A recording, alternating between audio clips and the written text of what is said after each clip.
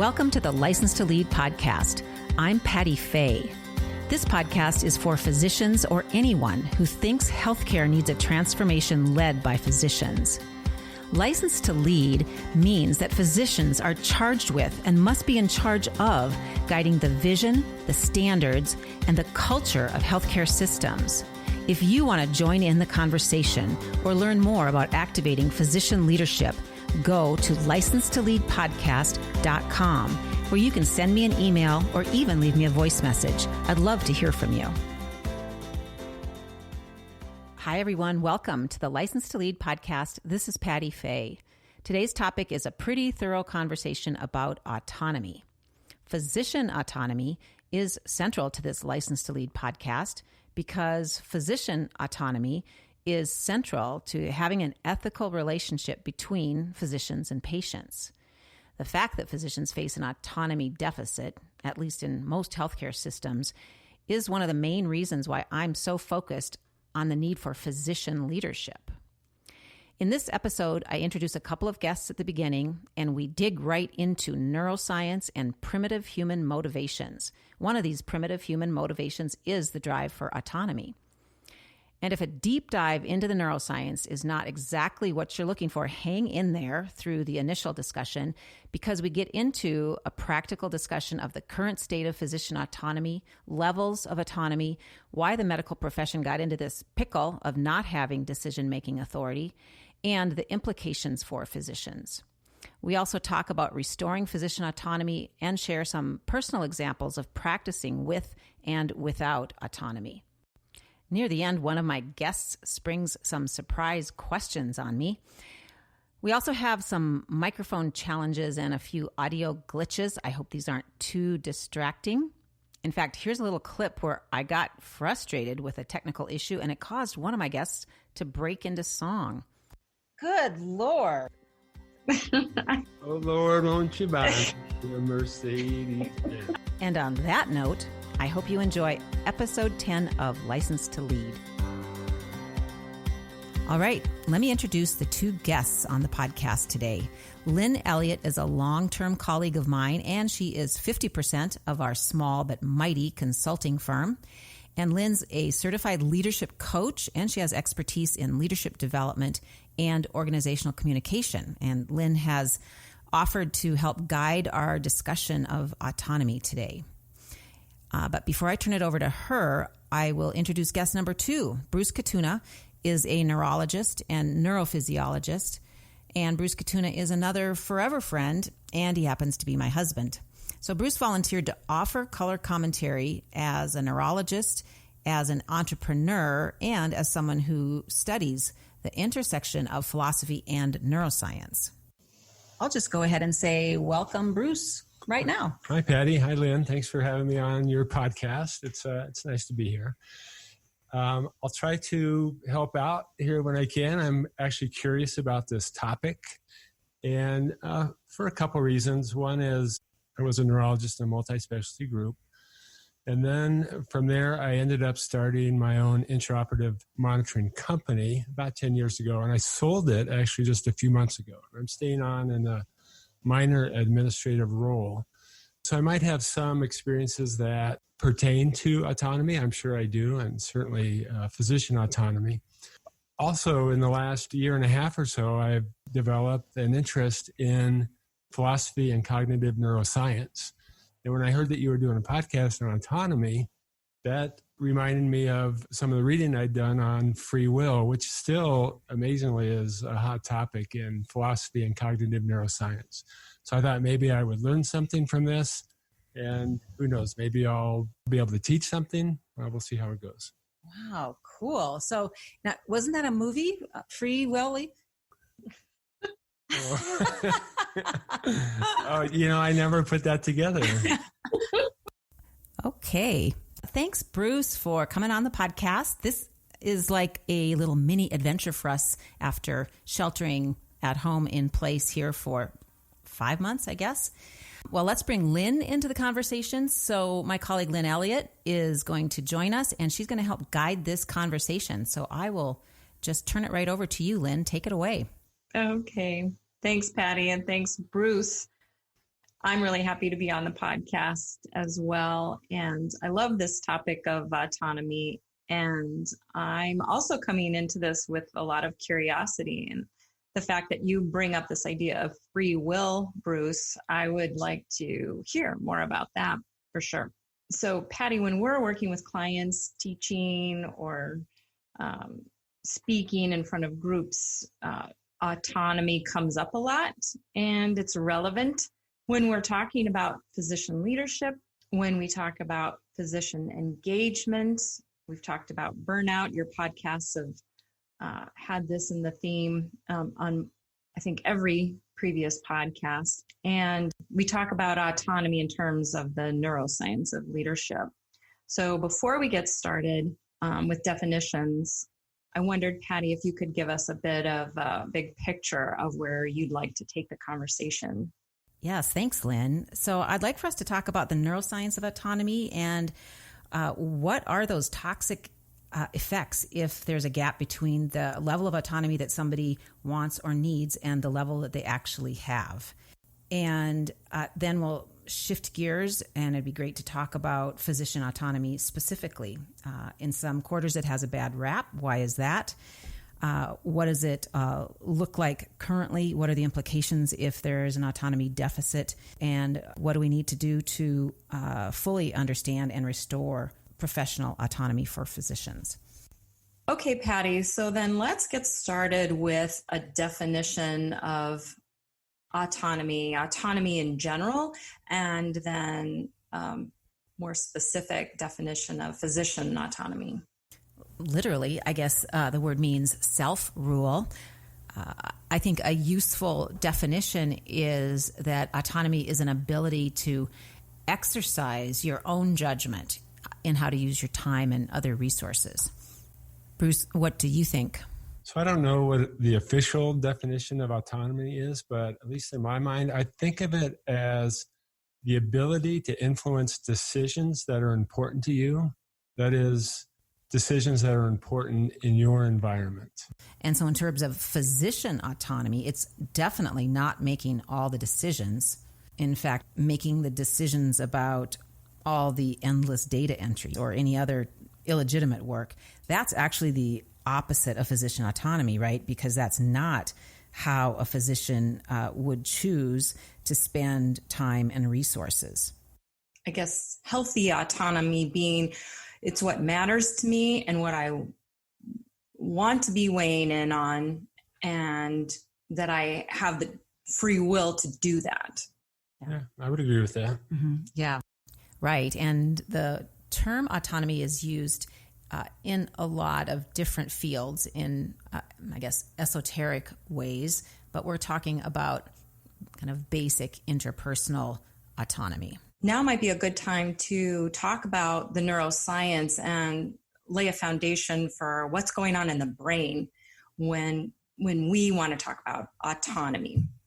So we want to talk about autonomy in the context of neuroscience in order to make it clear that autonomy is a basic human drive. It's important, and it's important to understand it. It's not some evil, tyrannical power play or desire to ignore evidence, as some have claimed, at least when it comes to physician autonomy. So we want to distinguish between the more primitive parts of the brain, especially the so-called limbic system. Some call it the mammalian brain because we share this structure with other mammals, versus the prefrontal cortex or PFC. So the limbic system is the center for emotions and memory, and the most famous resident of the limbic system is the amygdala, which has kind of a bad rap. It's usually associated with negative emotions, but it actually plays a role in processing all emotions. And then the PFC or prefrontal cortex is our human supercomputer. It's responsible for our amazing cognitive abilities, all of our thinking and planning, and our executive function lives there. So it's Mr. Spock living right behind our forehead. So we have our thinking brain or PFC, and then the limbic system or feeling brain. So Bruce, how do you size those up? The way that I think about it is the limbic system is the emotional system, and the prefrontal cortex, the PFC, is the rational system. I like that, the emotional and rational systems.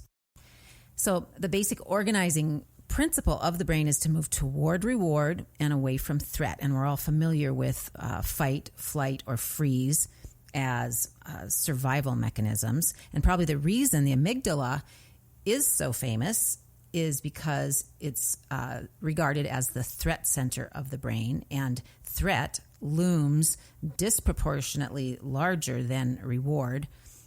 David Rock, who's a neuroscientist, talks about how we tend to walk toward reward and run away from threat. We've got these powerful, instantaneous, and very automatic instincts to move away from threat and toward reward. That's right. The limbic system or emotional system, you said the automatic responses, neurologically, they're the autonomic responses. So it really is kind of reflex physiologic responses that get triggered or can be triggered by emotional responses.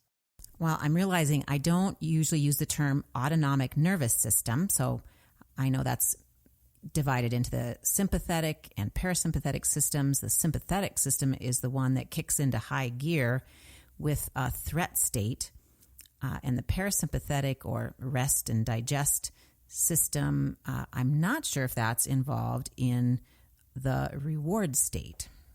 But I would love for you to talk about it, and especially core to our conversation today, if you would talk about what happens physiologically when we are under threat.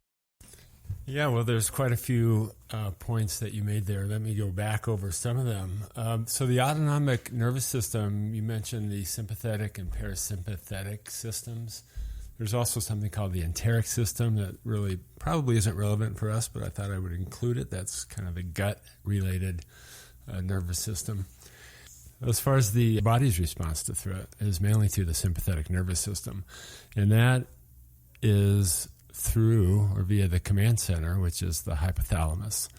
And that's what leads to increased heart rate, increased blood pressure, increased breathing, sweating.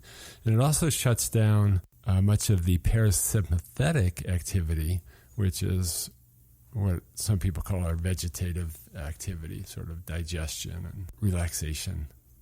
Can you talk about the fight or flight response? And then there's also a more chronic response to stress too, isn't there? So there is, and there's an acute response by the body, and then there's a longer-acting, more chronic response.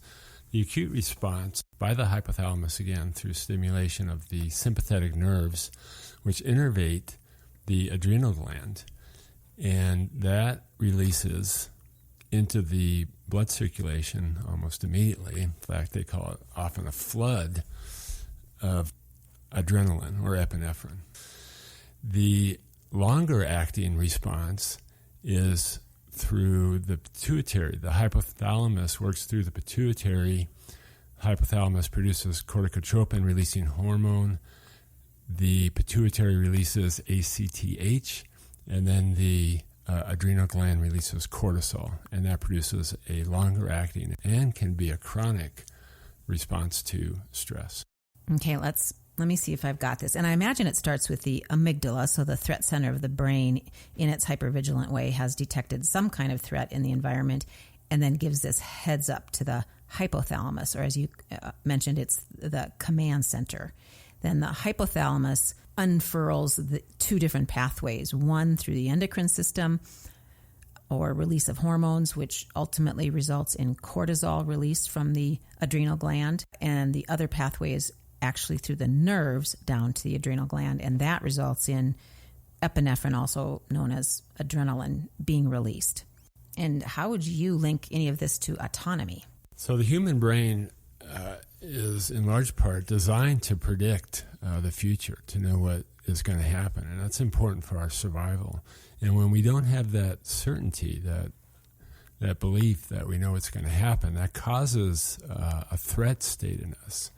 So if we're not clear about what the future is going to hold, if we feel that we don't have autonomy and control over what's going to happen, that in itself can induce a threat state and a threat or sympathetic nervous system response. And the biggie here is that if we're in a threat state, it impairs our ability to use our prefrontal cortex. So a threat state is going to induce survival type mechanisms, and your brain and your body are sort of unconsciously smart enough to figure out where resources need to be diverted to. As a mammal, we see a snake, and it's frightening. We don't need our prefrontal cortex to be working very hard. Our prefrontal cortex and our memory use up a lot of energy, and we want that energy to be more in our breathing, circulation, muscles, whatever we want to do, fight or flight in that situation. So we divert resources away from our prefrontal cortex. I would also add that really any strong emotional content can hijack our higher level thinking, our prefrontal cortex thinking. So even something positive like winning the lottery, if you just found out that you won $10 million, that is probably not a good time to decide, while you're still excited about having won all that. It's not a good time to decide what you're going to do with that money. In fact, if you were friends with someone like that, that might be a good time right after they found out they won to ask them for some of that money. Negative emotions, as you mentioned, are more easily sensed and reacted to by the body, so it takes less of a negative emotion to reach a state where the prefrontal cortex is hijacked than a positive reaction. I'm not usually talking about reward states that are so positive that they actually impair the prefrontal cortex. But when researchers look at addicts, that's basically what's going on there. They are getting irresistible hits of dopamine if they're addicted to cocaine or methamphetamines. So they're willing to let the rest of their lives go to hell in a handbasket in order to continue to fuel that dopamine addiction. Yeah, they also did an experiment with, I believe it was rats, where they did electrical stimulation of the septal nuclei, which is part of the reward system in the brain. And the rats would get that stimulation if they pressed a lever, and they would do that instead of eating. This might be a good place to talk about the prefrontal cortex and what it does, and most importantly, what is getting unplugged when we end up in a big threat state. Don't you have an acronym for that? Well, I do, and it builds on an acronym developed by David Rock, that neuroscientist from Australia, and he says that the acronym DUMIR, D-U-M-I-R, accounts for about 90% of what the prefrontal cortex does. So DUMIR is deciding, understanding, memorizing, inhibiting, and recalling. And I like to add CAPS, which is creating, analyzing, prioritizing, and strategizing. And those are more complex functions and high energy consumers, which include executive functions, and that basically means purposeful, goal-oriented behavior. All that is rendered incapacitated or at least impaired when we're in a threat state. That's exactly right.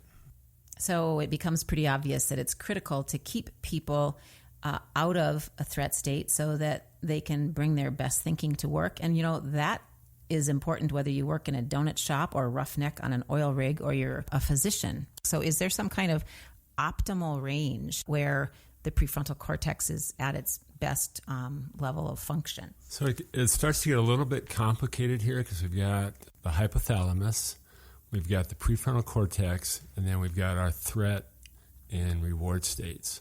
And the threat and reward states are actually different systems in the brain. So any strong emotion will have a tendency to shut down or decrease the function of our PFC, as you mentioned. As far as the hypothalamus goes, it's really just responsive to threats. So a big positive emotion is not going to significantly stimulate the sympathetic nervous system via our hypothalamus. Having a certain level of reward stimulation occurring is actually beneficial because it raises our threshold for what a negative emotion will need to trigger our sympathetic system. So if we have some positive stimulation on board, it takes more negative stimulation to trigger our sympathetic nervous system. Ooh, that's cool. So it's like it's protective. There's like a threshold effect that the reward system provides. That's right. So if you consider that continuum that we've seen before with, threat on one side, reward on the other, neutral, sort of dead center, it seems like we want to be neutral and quite a ways drifting over towards the reward end of the spectrum for our prefrontal cortex to be optimally functioning. Yes, exactly. Just not too far. So we have a disproportionate reaction to threat, and that was a survival benefit to our ancestors, and that's why our gene pool still exists. Absolutely. We'll often hear it said that it takes, like 4 attaboys or attagirls to make up for one criticism of somebody, that 4-to-1 ratio in the workplace. Yeah, I think the ratio for that attagirl or attaboy would be even worse, because a lot of times for me, I don't remember the attaboys. I just kind of blow through that. But somebody is critical of me, I can remember that forever. Right. I've heard it said the half-life of a public humiliation is about 20 years. So, Lynn, what's next? When we take this construct into a teaching engagement or we're talking with people, we use this model of CARB. CARB being an acronym for clarity, autonomy, respect, and belonging. And we thought it would be helpful for you to describe those 4 interpersonal motivators specifically. So CARB refers to 4 big areas in our interpersonal lives, like at work, where we can be plunged into a threat state or a reward state, and we can get the full-on fight or flight reaction that we get with a physical threat with these interpersonal threats. And we like the acronym CARB because the brain only metabolizes glucose, which is a carb. So that helps us remember that. If we're on the threat side of the continuum with any of these elements of CARB, it wreaks havoc with our prefrontal cortex or our ability to think. Again, not a good thing when we're at work. Starting with clarity, that is rewarded if I know what's expected of me. Do I know how I'm going to be evaluated? Do I have an agenda for the upcoming department meeting? The very first item on Gallup's big engagement survey is, do I know what is expected of me at work?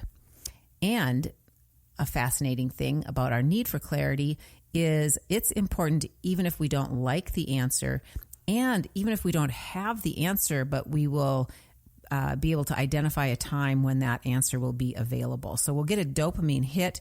The reward center or striatum will be activated if somebody tells us, I don't have the answer right now, but I'll check on it and I'll get back to you next Tuesday. That's a dopamine hit. And when researchers study lab animals who lack clarity or certainty in their experimental conditions, maybe the mazes keep changing, those lab animals have a very high mortality rate.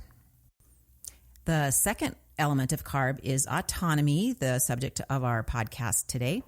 And we know that if we don't have the ability to exercise our own judgment in how to spend our time and resources with regard to those things that make a difference to us, that matter to us, then we can be exposed to all the toxic effects of a threat state. When we have autonomy, it increases motivation and performance. A researcher from CU Boulder showed that the degree of control that we have over a stressor determines whether or not that stressor will cause us any harm. So whether stress turns into injury is determined by whether we have control over that stressor. So that saying, you made your bed, now you sleep in it, that's actually not such a bad deal. Another fascinating element of autonomy is the relationship of incentives to autonomy.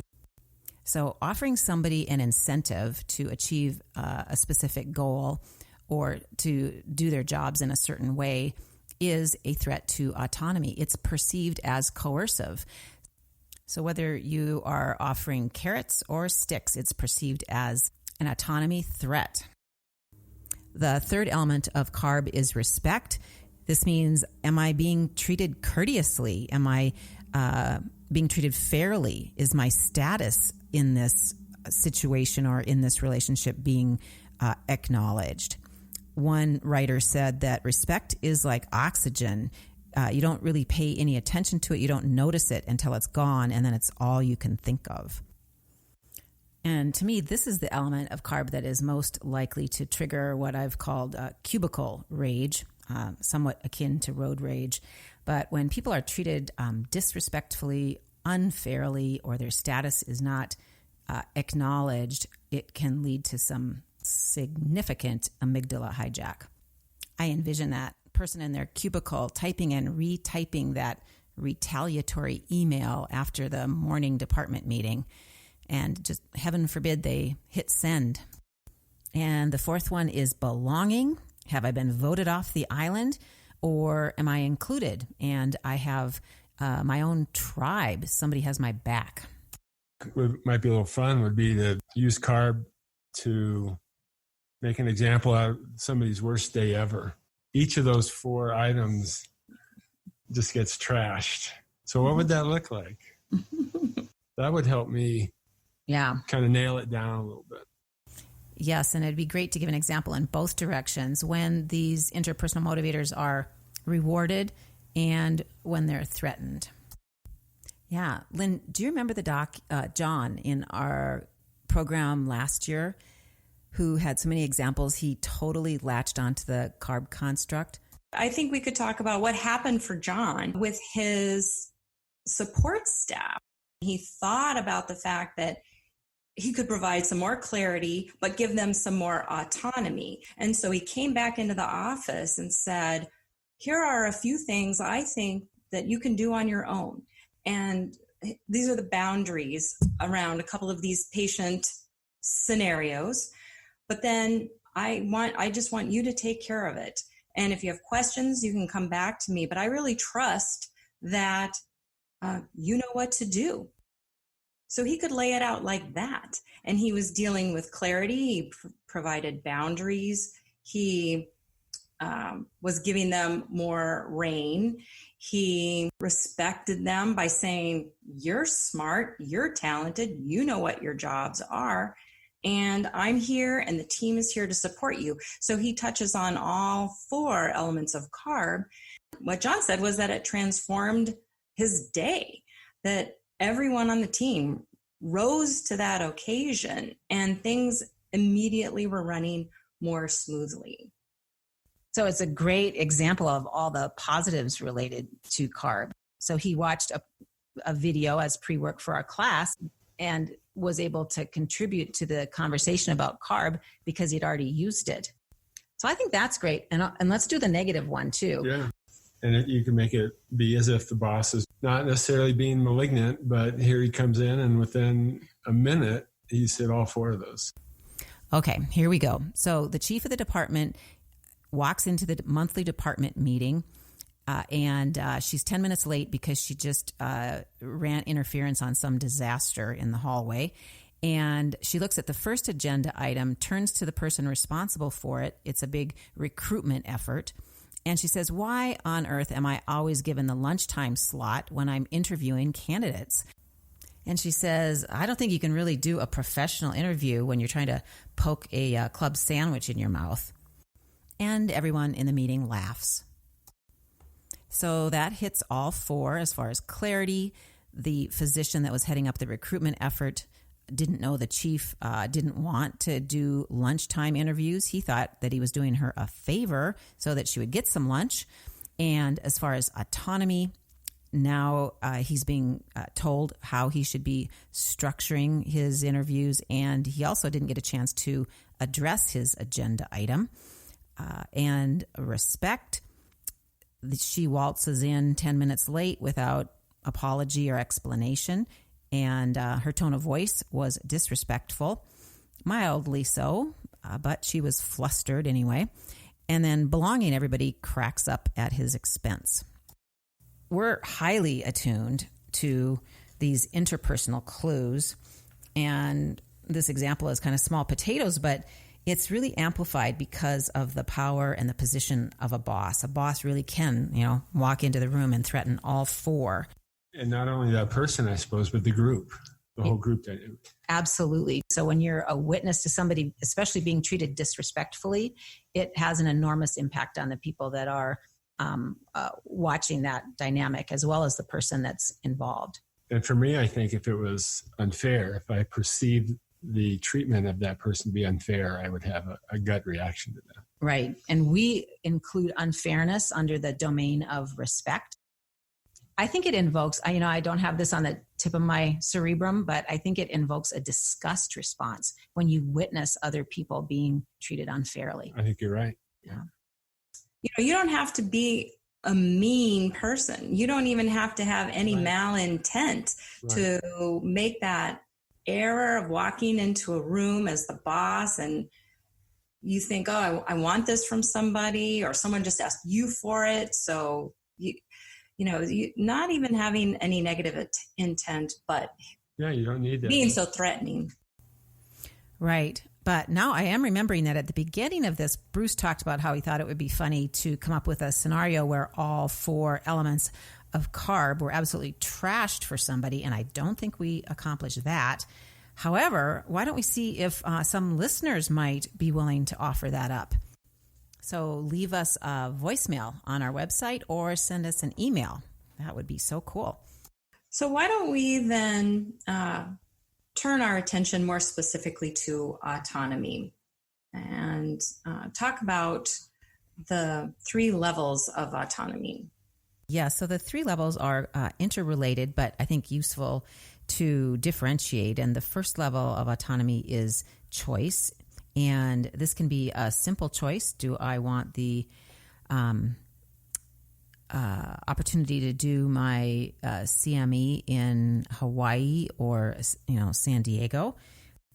Which of the 2 kind of equally priced surgical trays do I prefer to use in the operating room?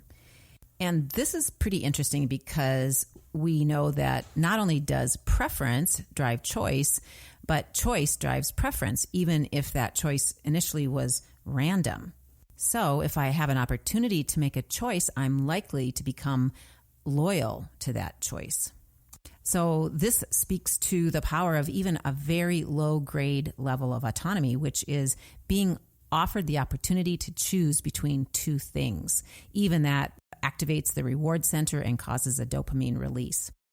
The next level of autonomy is control, and this would be the one most of us would associate with the concept of autonomy, having control over your own immediate work or day or schedule. And, of course, exercising your own judgment in decision making. And the third level of autonomy is power, and that means being able to direct other people, having control over other people, and making decisions that affect other people. Okay, Patty and Bruce, then let's talk more specifically about physician autonomy. Yes, so I think of physician autonomy, and we might have mentioned this, but really the ability of physicians to manage their days and their schedules, their workloads, be able to manage their staff and their practices in a way that works for them and that works for the patients that they care for. So physicians have a fiduciary responsibility to patients, which means an ethical obligation to put the patients first, to put the patients above themselves. And we know from the studies that RAND did and many other studies, going back to the 1990s, that the number one satisfier for physicians is the ability to provide high quality of care for their patients. And the RAND AMA study made the point that the dissatisfaction that physicians are experiencing is related to the fact that they are thwarted in their ability to provide high quality of care to patients. They don't have that latitude or the ability to use their judgment to make the best decisions for the patients. So why can't physicians do that? Well, the whole premise of the License to Lead podcast, my reason for being, is that physicians are not managing their own profession. So we've got the BSM running things, and BSM is the business school mindset, profits before patients. And for whatever reason, we have surrendered leadership of our own profession to people who not only are not in the profession, but they don't necessarily understand the profession. They don't have the tacit knowledge that physicians do. And in fact, their mindset can be antithetical to the obligations that physicians have to patients. And this relates to autonomy as well. There is one of the ethical standards is that physicians preserve the autonomy of their patients. Imagine that quagmire if physicians don't have autonomy in what they're able to recommend to the patients. Dr. Wendy Dean, who has really brought into sharp relief the importance of moral injury as a concept, talks about how physicians have a lot of reporting relationships. We've got to see more patients, got to see them faster to get the revenue, screaming through the system. And so in a sense, they're reporting to the CFO or they're reporting to the insurer if they're told that this drug is on formulary, but this one isn't. You can order that x-ray, but not this CT scan. Or the billing department. This is how you have to do your data entry work in the evenings for hours. So we know that physicians spend, 2 hours on the EHR for every 1 hour of FaceTime with patients, and they're doing data entry work, illegitimate work. They're doing work that should not be done by physicians, and it's a cognitive drain for them to be doing that. Physicians aren't able to appropriately delegate to the staff because there's not enough staff. That's a cost-cutting measure. That's resource limitation. And by the way, the staff doesn't report to the physicians anyway. So it's this gap where they're very much accountable for the outcomes and they don't have the authority to achieve those outcomes. I think somebody with a business school mindset is generally not able to engage the organization around their expertise and professionalism and commitment to patients. And in lieu of creating a fantastic organizational culture, somebody with a business school mindset is trained to monitor and measure and restrict resources. So then that's the autonomy deficit. And in many of those cases, it leads to this idea of moral injury, that they know they're not doing the right thing for the patient. They very much know the literature and realize that if they were in a different setting, they would be doing something very different that would benefit the patient to a greater degree. Since physicians can't provide the quality of care they want, by definition, there's a deficit of autonomy. Right. Right, Patty. You'll often say that it's not that physicians are overworked. You're talking about being over frustrated there, where they know it should be different and they can't do anything about it. Right. Yeah. When you think about it being by definition, who would set their practice up this way? I can remember seeing patients and being 45 minutes behind, I'd have the little old lady in the wheelchair on 12 drugs with 2 pages of problems she wants to discuss in a 20-minute appointment. Who would set their practice up that way? That's a lack of autonomy. That's not at all good for the patient and is completely draining and frustrating for the physician trying to do the right thing on behalf of the patients. And I remember that editorial in the New York Times. I think the title of it was that the healthcare system depends on exploiting physicians and others in healthcare. That a physician is going to run 45 minutes behind and be on the hamster wheel and then go home and spend 2 hours on the EHR. And that's an obligation to the patient, an obligation that is met with sort of a hypertrophied work ethic. Right. They're just going to do the right thing. I think that people would assume that doctors would always have the most autonomy, would feel like they had the most autonomy in a practice. And when we did that CARB survey in a large multi-specialty group, the data didn't support that. So the data came back where the staff and the non-physician administrators all felt like they had a greater sense of autonomy than the physicians. Staff were 61% checking the top two boxes that they felt they had autonomy. Non-physician administrators at 75%, the top two box. And the physicians were just 40% checking the top two boxes that they had a sense of autonomy. I think, Lynn, that is such a key point because it points to what I would like to see in NEON when it comes to autonomy. And that's the idea that your ability to make decisions, your autonomy or authority in a situation has to be commensurate with your level of accountability or responsibility. So if I'm responsible for patient outcomes, I've got to have a level of autonomy or authority to be able to create those outcomes. And I think that when there's a mismatch there, and that's what physicians are experiencing, they're unable to do the right thing on behalf of patients in many cases. And this threat to autonomy creates a chronic, toxic, physiologic stress response. And this is burnout. And the hit to professional autonomy, the inability to follow through on obligations to patients, creates moral injury. Right.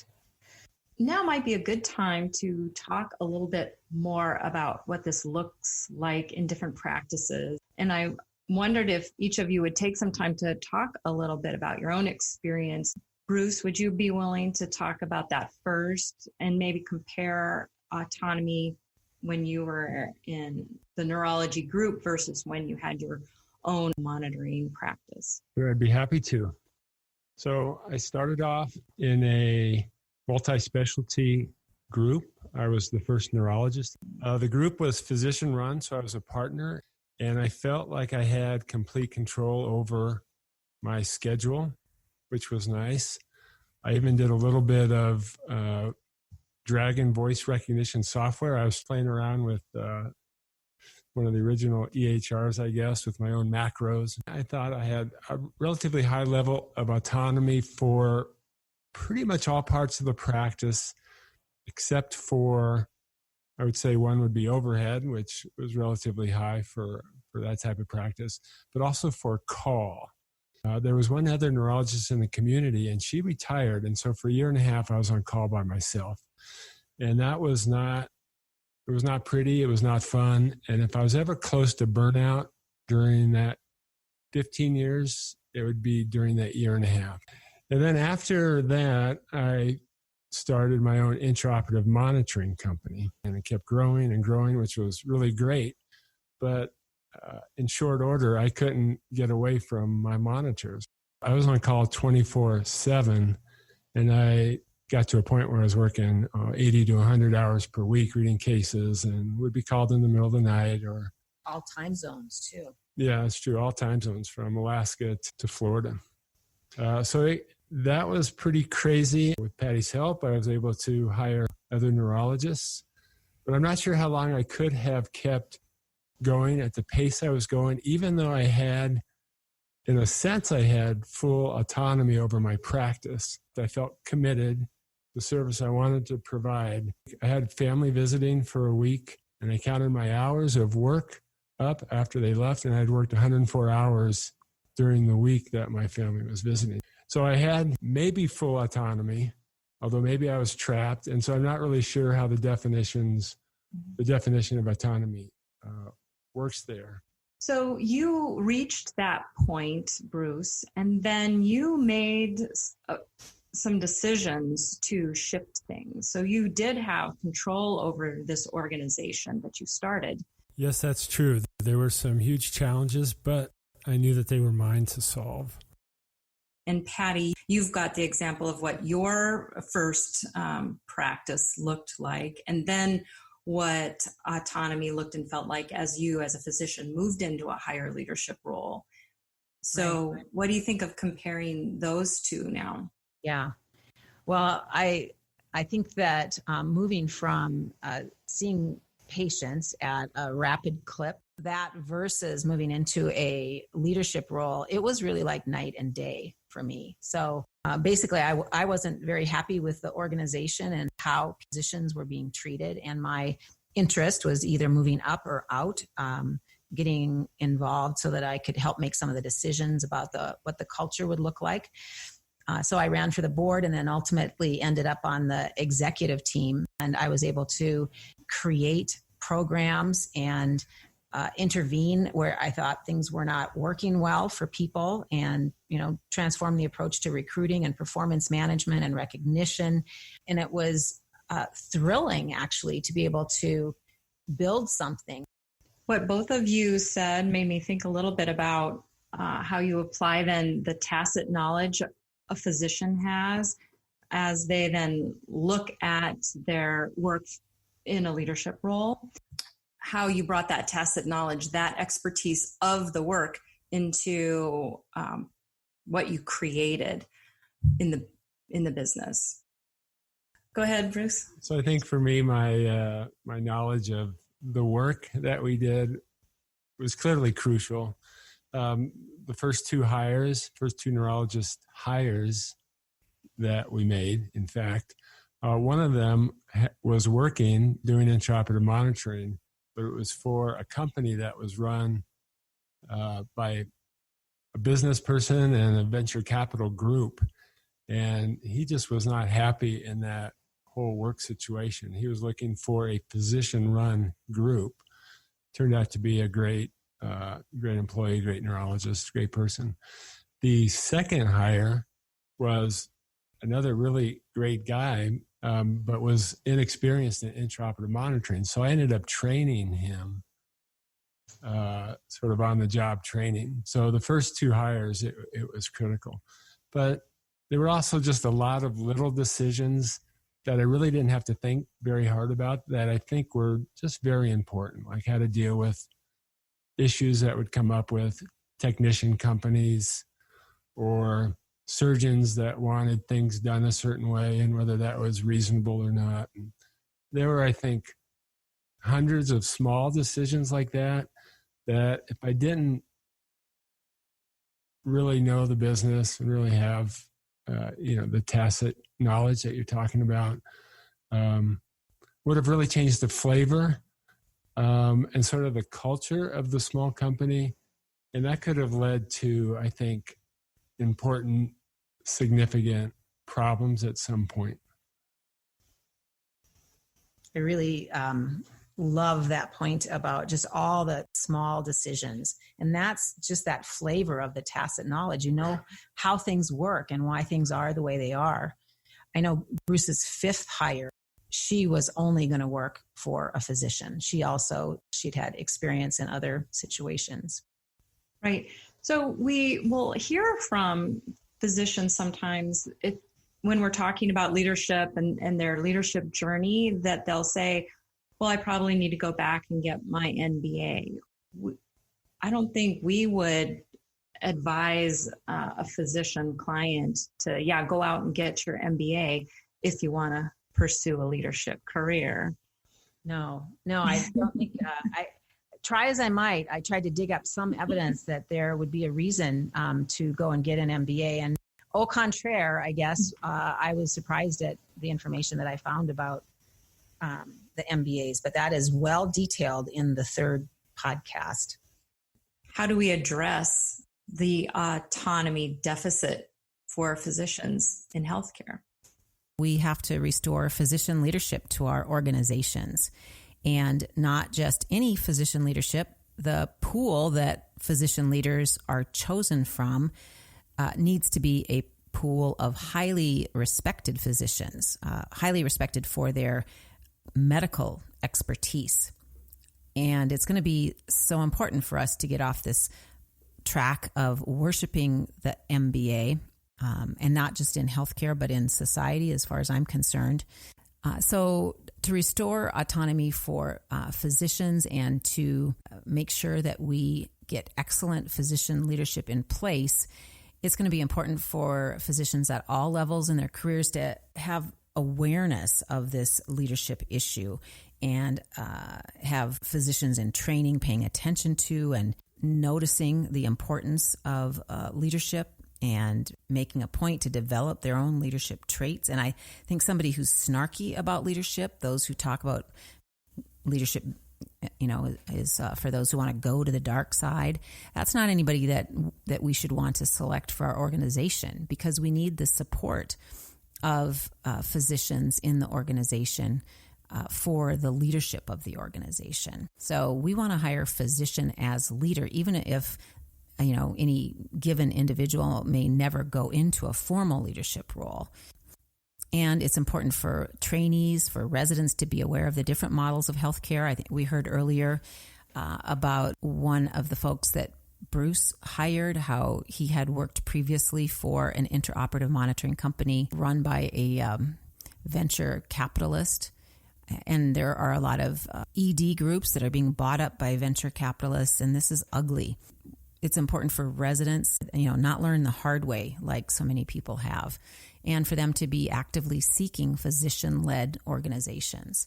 And we've got to have boards understand how critical it is to have physician leadership of their organizations. And boards have to get better at selecting leaders and not rely on executive search firms who have incentives that may be counter to the board's interests and counter to the organizational interests. But anyway, bottom line to your question is, if we're going to fix the autonomy deficit, we have to restore physician leadership. Lynn, can I just ask Patty some questions? Sort of. Yes. And she hasn't seen these, so. Oh, fantastic. I want to hear this for sure. Well, thanks. That's been very interesting. I have a few other questions. Can I ask those? Yes. So I read somewhere that expert leaders preserve others' autonomy. So if that's true, then why can't non-physician leaders be excellent healthcare leaders? Why can't they just delegate that autonomy? The best leader for an organization is somebody who is an expert in the core business. And this relates to a lot of different elements of leadership other than preserving autonomy. So anyway, by that definition, somebody who's not an expert in the core business would not even or should not even be eligible to be the leader. Okay, so let me ask you this. I think you are an excellent healthcare leader. How would you be leading, let's say, an engineering firm? Okay, that's super nice. And that should never happen.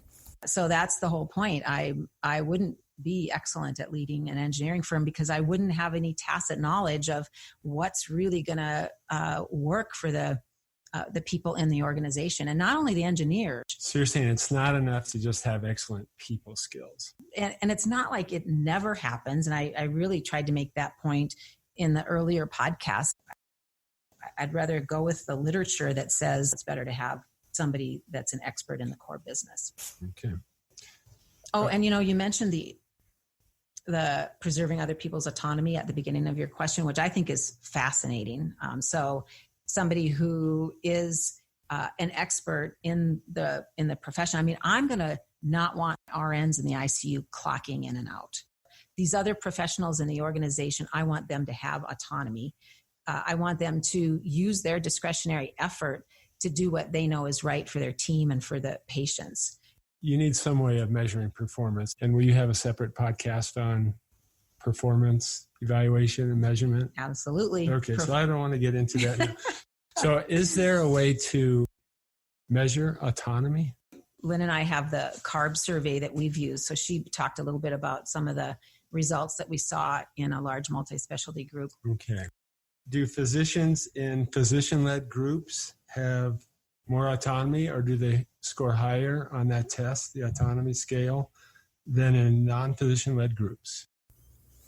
So I haven't seen that specifically. So that would be a survey that asks if your organization is physician-led, and then it would have you rate your perceived level of autonomy. And I haven't seen that. Amanda Goodall's work has shown us that if an organization is led by an expert in the core business, that the employees are both more satisfied and rate themselves as having higher levels of autonomy. And then more specifically for physicians, the huge RAND AMA survey that was done back in 2013, looking at physician satisfaction, which usually I'm citing because of their main finding, which was that physician dissatisfaction is primarily related to physicians being thwarted in their attempts to provide high quality of care. And of course, that in itself is an autonomy issue. But other findings in the Big RAND AMA survey included the fact that physician satisfaction was correlated with both autonomy and having a physician in a position of practice leadership. So that's the best I can do, at least for now. Are you saying that physicians that have more autonomy are happier? Yeah.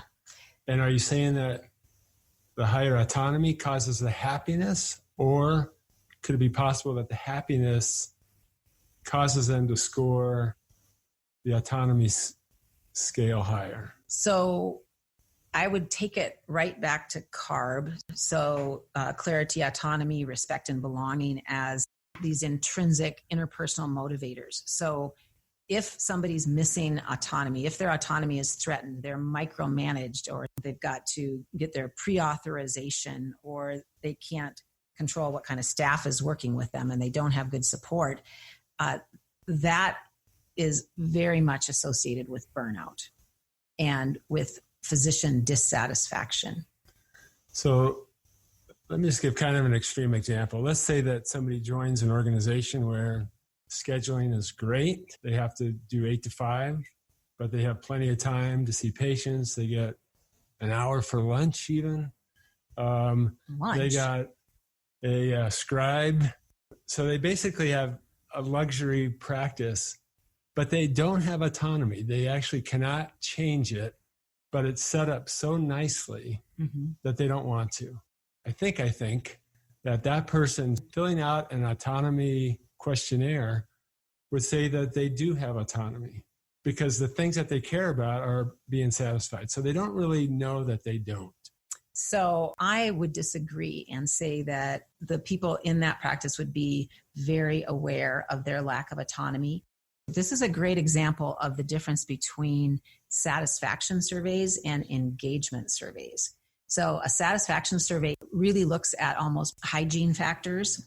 Do I have a salary that meets my needs? Do I know where the bathroom is? Can I get through my day all right? Versus engagement or engagement scores, looking at am I committed to this place? Am I interested in it being successful? And I would say that people in what you describe would recognize that it's kind of lax. And if they don't have any autonomy to pick their staff or make adjustments in the schedule, maybe so it's not as lax, maybe they'd rather go home, at 3 rather than stay till 5 on this easy schedule. I think all those things would be experienced as a lack of autonomy, and it would not be associated with engagement. So I don't know if this applies to anything, but there's a sentence in a song that I know that you're familiar with, and it's freedom's just another word for nothing left to lose. So I guess my question is, what do you think of that line from that song? And are we just trying to find the right amount of autonomy? Janice! I know 2 Janis Joplin references in one podcast. What was the earlier one? Oh, Lord. Oh. Didn't we start off with that one? Won't you buy me a Mercedes-Benz? Oh, my word. Good job, Lynn. Yeah. Okay, so first of all, I don't think it is possible to have too much autonomy in the way that I'm thinking of it. Autonomy being the ability to take action, make decisions on those things that are important to you. Like, I don't want to be involved in building a house and making all those decisions. Even though I think to some degree I care about them a little bit, but I still don't want to make those decisions because I don't care enough about. Right. So I don't want that extent of freedom. Well, and it is cognitively exhausting. And I think this is an important, really important feature of the workplace and of, what drives burnout for physicians. We are drained by making a series of trivial decisions, by all the illegitimate tasks that we do. So if we're spending 2 hours on the EHR and, clicking and answering questions, doing email that drives us crazy. All those are decisions, but they are unnecessary, illegitimate decisions that tax us cognitively. So we've got less prefrontal cortex available. We've got less cognitive capacity for the decisions that we want to make and that are important to us and the patients. And Bruce, I wanted to circle back to that question that you had about, can somebody have too much autonomy or too much freedom? And it occurs to me that one situation where somebody can have too much autonomy is if they are in a position of power, if they have power over others and they abuse that power. So that individual is certainly not going to report that they have an excess of autonomy, but the people around them will suffer. And this can take the form of a mild-mannered CEO who nobody holds accountable despite incompetence and a huge salary, or it can be the tyrant. Great. Thank you. You're welcome. Hey, Bruce, it was so great to have you on the podcast with us this time. And I'm so glad you brought those additional questions for Patty. And I hope that we could talk to you again sometime. That'd be great. So thanks. It was really interesting. See how you guys do this, work together. You guys are a great team, and keep up the strong work. Thanks, Bruce. Thanks, dear. Bye. Bye-bye. And then Patty, to wrap things up, what do you see as the real headlines for this episode? The main messages are that autonomy is a basic human drive. It's not code for permission to be a tyrant. And when autonomy is destroyed, or even if it's unnecessarily diminished by poor leadership, that's going to have a toxic effect. And we see that with the current levels of burnout in medicine. And when professional autonomy, which is the ability to exercise your best judgment on behalf of your patients, when that's thwarted because the profit motive is trumping patient care, then that is going to lead to moral injury. And then the message for me that needs to be in neon is that the real theme is physician autonomy and authority must be commensurate with the physician's level of accountability. And all of that requires physician leadership. And with that said, Lynn, I want to thank you for joining me on the podcast. I know we have looked forward to a chance to put our voices together in this way, and it's been great. It's great to be here, Patty, and it's great to work with you. So I look forward to more. Super. Thanks so much.